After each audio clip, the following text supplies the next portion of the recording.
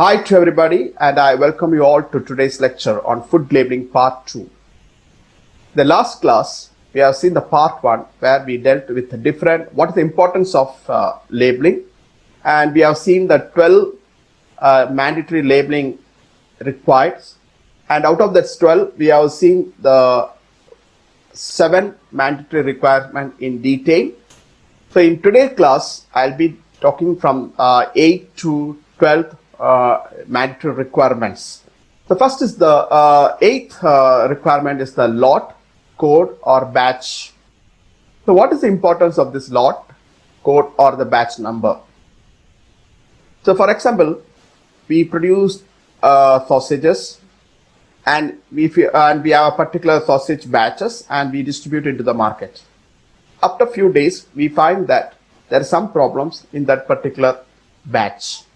So we have to get it back from the retailers or the distributors, and for that we should know which batch is that. Okay, without batch number we will not be able to recall it. So it will be very useful for the manufacturer or the producer, and it is also very much useful for the food safety officials to recall it. So that is why we require the batch. So it is mainly required for recalling procedures or for recalling the products from the markets back. So that is why we require the lot, code or batch identifications. So how you can designate the particular batch? So there is no any rules like you have to designate like such and such. What we do in our meat plant is that say for example beef sausage, so we put BS, and in the particular year we'll put 2020 suppose, and in that particular month we'll put, say for example November, so 1/1 we'll put. Then in that particular month, which batch is that? Suppose it is we are producing the third time means, then we'll put 3. So you can designate the batch as per your wish, but see that it should be noted in the book with the date when this particular batch is produced, so that if there's any issues it can be recalled back.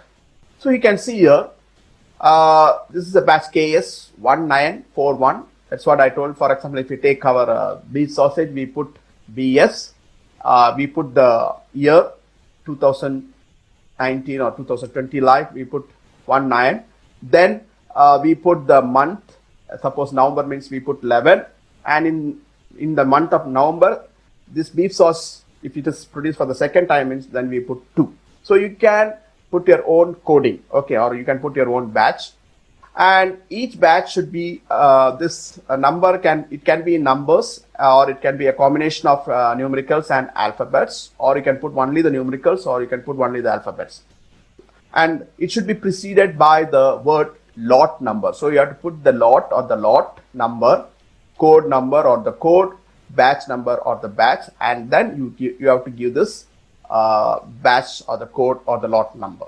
Next is the date of manufacture or packing. So this is also next very mandatory requirements, when it was manufactured or when it was packed. So the date, month and year in which the commodity is manufactured, packed or pre-packed shall be given on the label.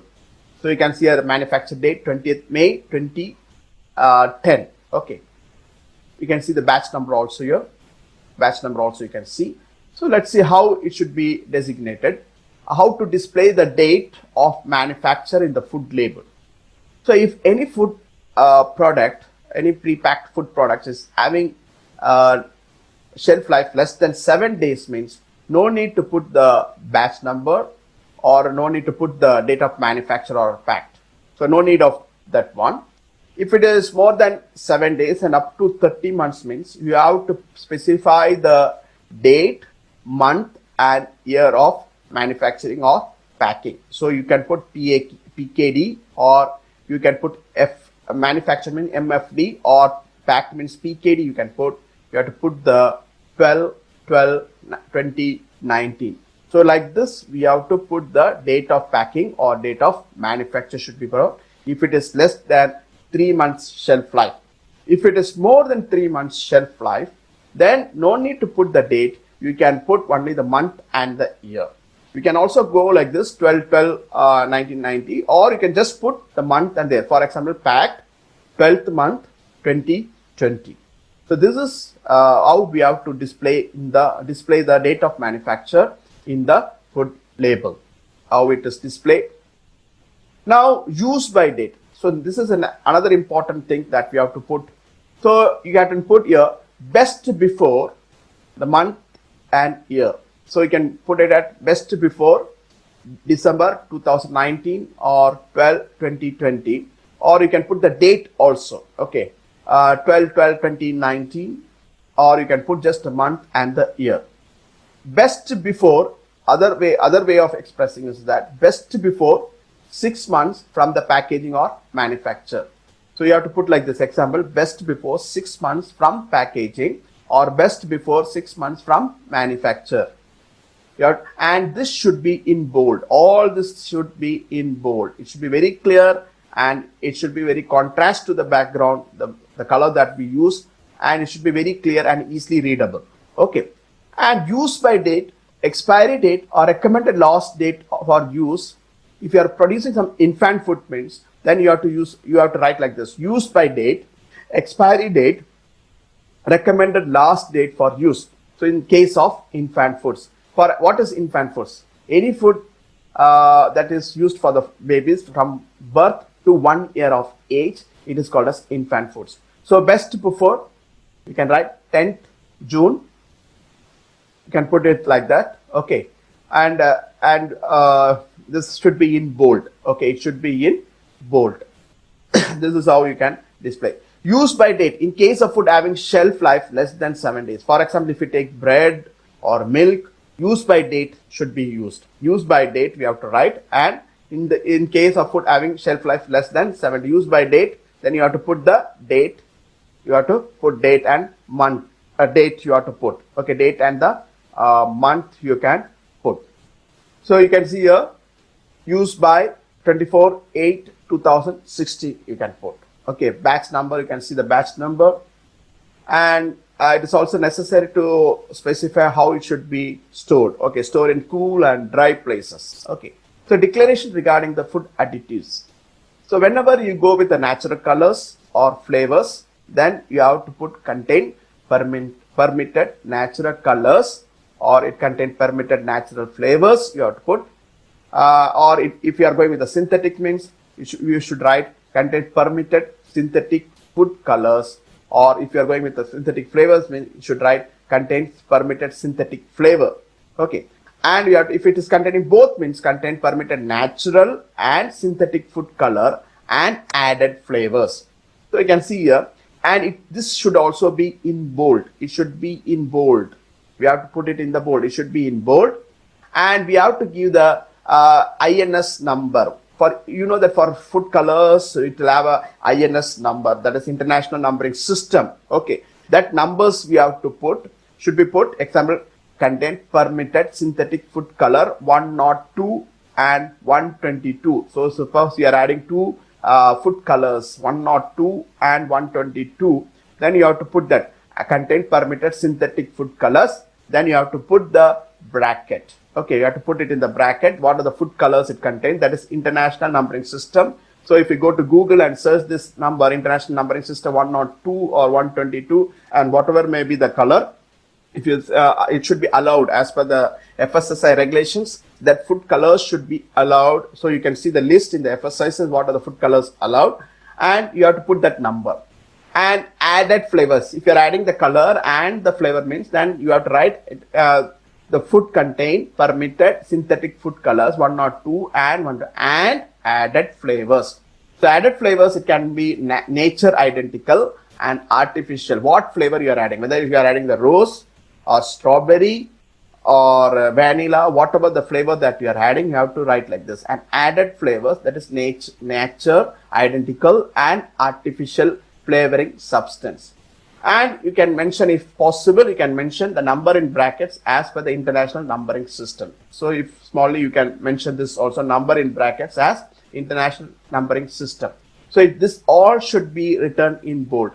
So added colors, whether synthetic or natural, then flavors. So if you are writing the both means, you have to write contains permitted natural and synthetic food colors, and what color you are adding, that INS number should be given.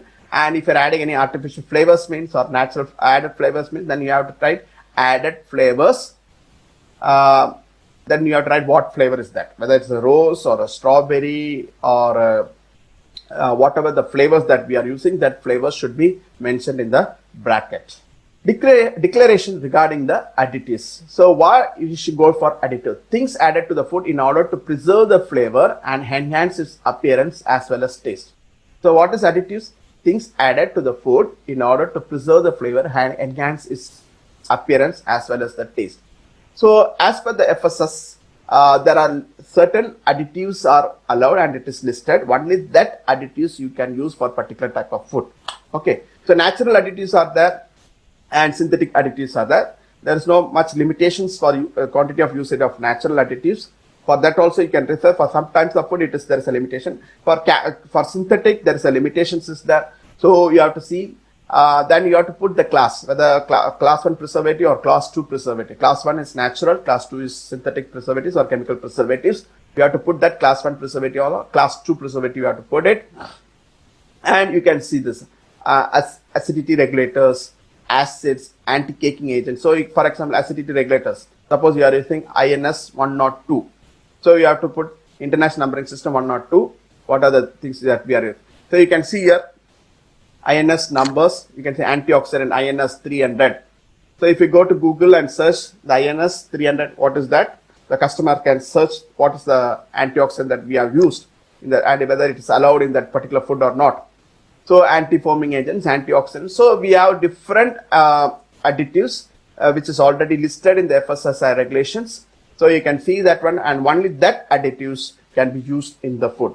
Anything which are not listed and if you are using means that it is mislabeling, we can say it's a mislabeling and you are punishable for that, or you can be fined for that.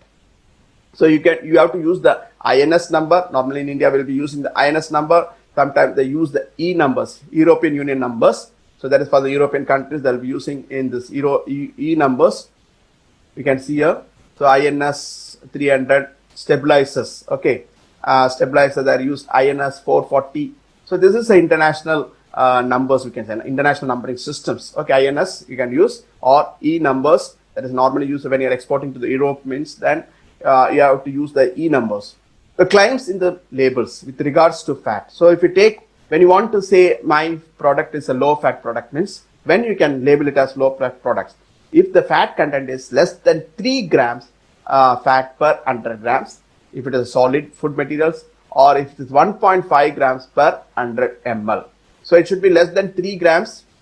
For example, if you say the sausage is a low fat sausage. So the fat in that low sauce sausage should be less than 3 grams per 100 grams. Then only, or less than 3%. Okay, then only we can say it is a low fat sausage. Free from saturated fats. When you can say my food is not having, when you can label it as free from saturated fats, because you know that many people are health conscious, so they look for such products. So free from saturated fats, when you can label it as that, if it is less than 0.1%, then we can label it as it's free from saturated fat. Low saturated fat means if it is less than 1.5 grams per 100 grams, that is less than 1.5% is the fat. Free from saturated fat means the fat content should be less than 0.1 per 100 grams. Okay. Free from trans fat. When you can label it as free from trans fat. Okay. If the fat content is less than 0.2 grams per serving. Okay. High fat. So any food material which is having more fat than 17.5 grams per of fat per 100 grams means then it is a high fat, or 8.75 grams per 100 ml. So if you want to have marketing strategies, like say I have produced a low fat sausages, you can put low fat sausage only if the fat content is less than 3 grams fat per 100 grams or 1.5 grams per 100 ml. So claims in label related to sugar. So no added sugar, you can put it as no added sugar, and without added sugar you can put when. If no sugar or sugar containing ingredient is added during the processing. If you are not adding any sugar then we can put no added sugar or without added sugar. The natural sugar can be, for example, if you take the fruit, the fructose, okay, or in the case of milk, the lactose, that is naturally present. But if you are not doing the processing, if you are not adding any sugar components, means then you can put no added sugar or without added sugar. So many people are health conscious, they want the product without added sugar. So you can, in that, for marketing it will be helpful, no added sugar or without added sugar. Then sugar free, when we can label it as sugar free, if the sugar content is less than 0.5 gram per 100 gram, that is less than 0.5% sugar content means all the sugars, let it be fruit, natural sugars as well as added sugars, if it is less than 0.5 gram means then we can say it is a sugar free product. Okay. Then low sugar, when we can say the product is low sugar, if it is less than 5% or 5 grams per 100 grams in the case of solid foods, or it is 2.5 grams per 100 ml, then you can say, for example, if you make a juice and you say it's a low sugar juice, in that case, the sugar content should not be more than 2.5 grams. Okay. Then reduced sugar, when you can label it as reduced sugar, okay, 30% less sugar than the standard equivalent product. Okay, then you can label it as reduced sugar. Claim in the label fibers and salt. Source of fibers, if the food product contain more than 3 grams of fiber per 100 grams, equals to 3 grams or more than 3 grams, then we can label it as it's a source of fibers. High in fibers, we can label it as high, this particular sausage is having, or the nuggets is having high in fiber. So you are enriching with fiber. So you can say that it is enriched with high in, or you can label it as high in fiber, because you know that people prefer the food with more fibers. So in that case, it's help in marketing also. So high in fibers, when you can label it as high in fiber, when it is more than 6%, or it is more than 6 grams per 100 gram, 6 grams of fiber per 100 grams, then you can label it as high in fiber. Source of fiber means you can label it as source of fiber when it is having more than equals to or more than 3 grams of fiber per 100 grams. Low in salt, when you can label the product, because now you know that people who are suffering from blood pressure, they want to take less sodium. So you can label it as low in salt. When you can label it as low in salt, if the salt content is less than 0.3 grams, it's not more than, it is less than 0.3 grams of salt per 100 grams, or the sodium content should be less than 0.1 gram sodium per 100 gram. So if the sodium content is less than 0.1 gram, then we can say low in salt. That particular product is low in salt. High in salt means any food materials having more than 1.5 grams of salt per 100 grams, or if the sodium content is 0.6 gram per 100 gram, then it is high in salt. So low in salt means it should be less than, okay, it's not more, it is wrongly typed, it is less than 0.3 grams of salt, that is sodium chloride. Because you know that the blood pressure increase because of the sodium, not because of the chloride. So the sodium should be less than 0.1 gram. So country of origin for imported foods. So if you are importing some food from the other country, say for example USA or Japan or China, then what are the things that we have to look into in the label? The country of origin for the imported foods. So if you are importing from US or China or Japan or any USSR and whatever may be, the name and complete address with PIN code of the importer is in India. Okay. The name and the complete address of the manufacturer. The country of origin to be mentioned as product of which country we have to put. At least 60%, and you have to see with at least 60% shelf life remaining on the date of landing at port of import. I will repeat, at least 60% shelf life remaining on the date of landing at port of import. So we can see here the country of origin you have to put, and which country. For example, this product is Sri Lanka. Okay, the country of origin is Sri Lanka, you have to mention. So you are importing from Sri Lanka and selling in India. In that case, you have to put country of origin is Sri Lanka, because the product is produced in Sri Lanka. Manufactured in Sri Lanka by. So you have to give the complete address. You have to give the complete address. So it was manufactured by Dabur Lanka Private Limited. So they have to give the complete address of the manufacturer in Sri Lanka.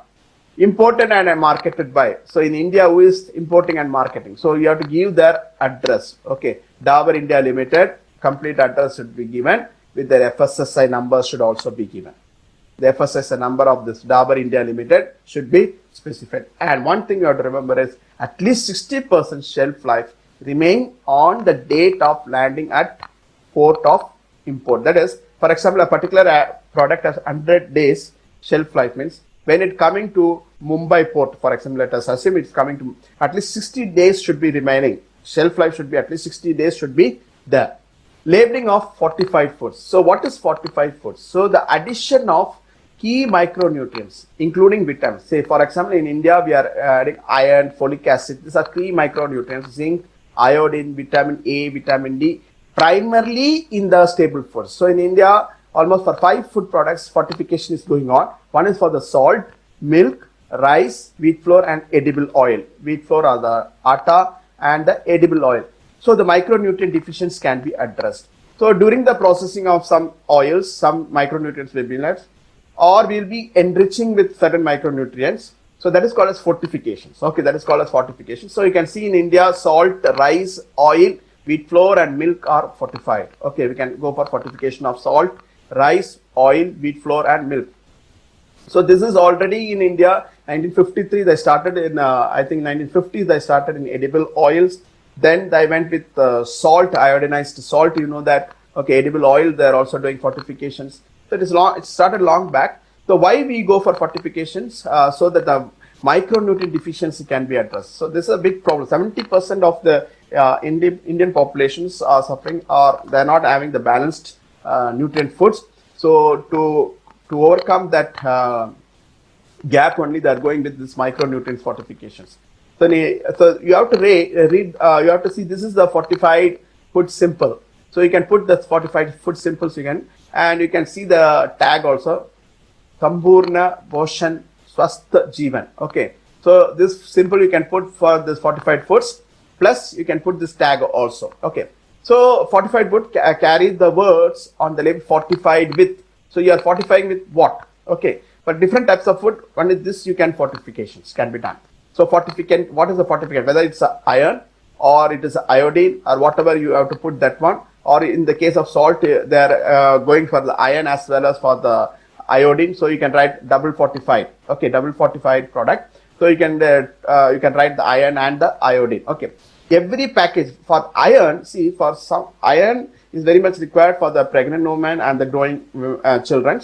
But too much of iron, for example, if the same iron taken quantity is not good for health also. Okay, too much of iron. So every package of the food fortified with iron shall carry a statement not recommended for the people who are suffering from thalassemia and people on low iron diets. So too much of taking of iron is also have some drawbacks. So it should be mentioned. Okay, the people on low iron diet, you have to mention that also, and not recommend for people suffering with thalassemia.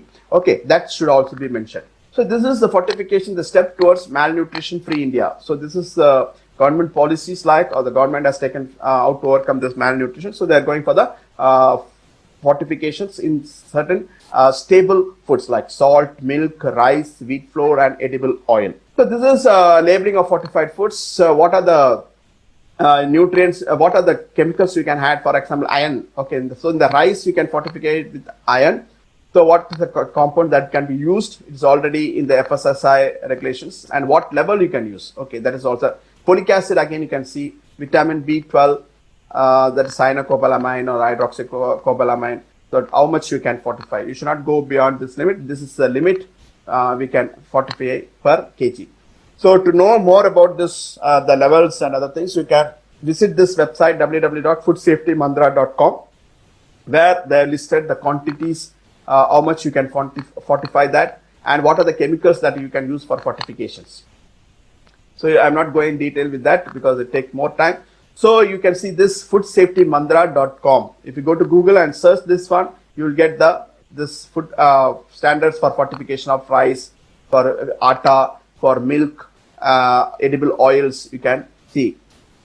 So what are the food fortified in India and with what? So in India, the wheat flour and the rice we are fortifying. The atta and the rice we can fortify with iron, folic acid, and vitamin B12. So iron, folic acid, and vitamin B12. At what level? You can refer that website what I told. In the case of salt, so this you can see the double fortified salt. That's what I told you. In the earlier days in 60s we are using only the iodine.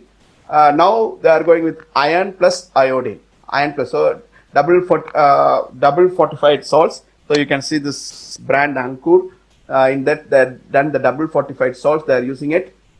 Then we can for edible oils and milk. Okay, what are the things that we can fortify? We can fortify with vitamin A and D. Vitamin A and D is used for fortification of edible oil and milk. Okay, so in India we have different programs like ICDS, that is Integrated Child Development Service.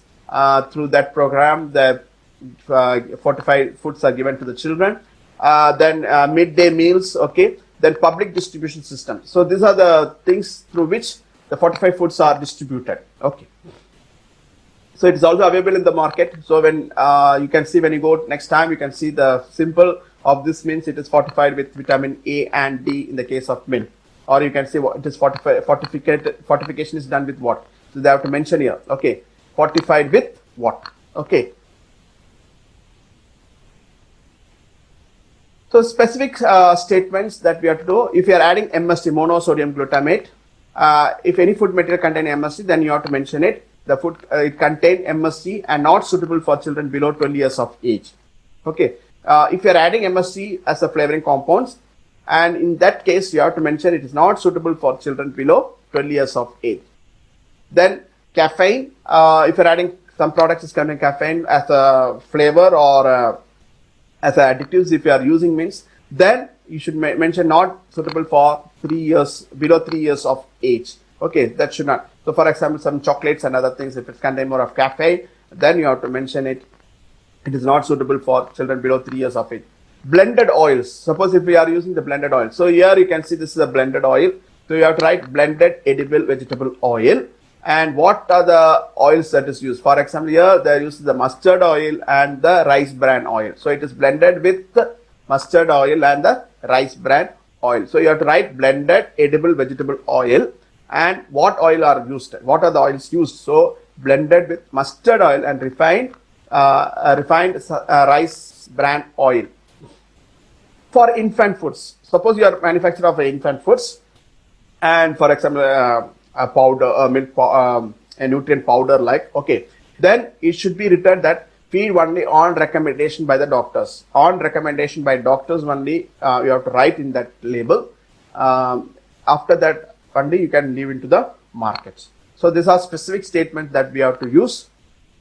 And if it is irradiated foods, okay, apart from whatever I told, then you have to write processed by irradiation methods.